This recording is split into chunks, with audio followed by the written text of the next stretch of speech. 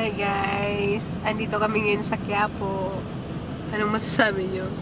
Signage Person, ito yung simbahan ng Katoliko na kung saan napapaligiran ng mga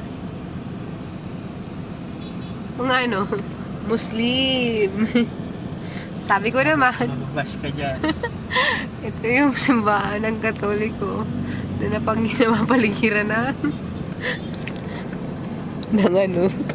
Mababash ako.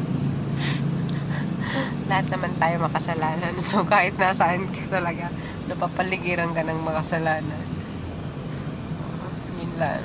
Kahit na nga talaga nasa loob ka ng simbahan, kung hindi ka magbabago at ikaw ay makasalanan, wala pa rin.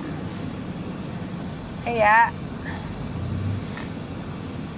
wala yan sa simbahan, kundi nasa tao yan. Nasa relasyon yan sa Panginoon. Only your relationship to Jesus Christ will save you.